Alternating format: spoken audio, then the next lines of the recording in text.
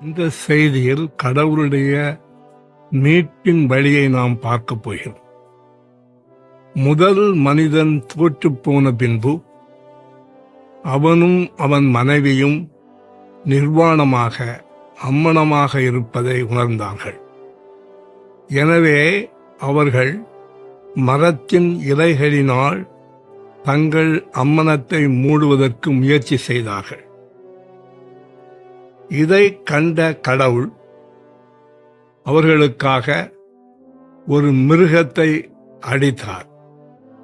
மிருகத்தை அடித்த பின்பு அந்த மிருகத்தின் தோலை இரத்தத்தோடு சேர்த்து உரித்து அதை ஆடையாக்கி இருவருக்கும் கொடுத்தார்.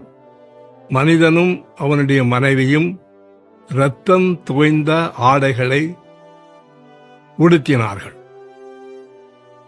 இதனால் அவர்கள் குற்றம் புரிந்திருந்தாலும் கடவுளுக்கு முன்பாக நிற்கக்கூடிய தகுதியை அவர்கள் பெற்றார்கள். அந்த இரத்தம் தோய்ந்த ஆடை இவர்களுடைய அம்மணத்தை மூடியது. அது இவர்கள் கடவுளுக்கு முன்பாக நிற்பதற்கு இவர்களை தகுதிப்படுத்தியது. இதுதான் அந்த இரத்தம் தோய்ந்த ஆடையின் முக்கியத்துவம். இது எதை காட்டுகிறது என்றால், கடவுள் மனிதனை கைவிடவில்லை.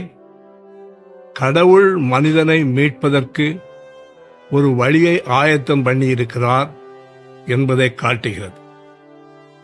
லூசிஃபராகிய சாத்தானும் அவனுடைய தூதர்களும் விழுந்து தோற்று போன போது, அவருக்கு விரோதமாக கலகம் செய்த போது அவர் அவர்களுக்கு கை கொடுக்கவில்லை, அவர்களை மீட்பதற்காக வரவில்லை. ஆனால் மண்ணினால் செய்யப்பட்ட மனிதன் குற்றம் புரிந்து அவருக்கு விரோதமாக கலகம் செய்த போதும் கூட கடவுள் கலகம் செய்த மனிதனை, குற்றம் புரிந்த மனிதனை அவர் கைவிடவில்லை. மாறாக அவனுக்கு ஒரு மீட்பின் வழியை அவர் ஆயத்தப்படுத்தினார். அந்த மீட்பின் வழி என்னவென்று சொன்னால், ஒரு மிருகம் கொல்லப்பட வேண்டும், அதன் இரத்தம் அந்த மனிதன் மேல் தெளிக்கப்பட வேண்டும், இரத்தம் தோய்ந்த ஆடையை அவன் அணிய வேண்டும்.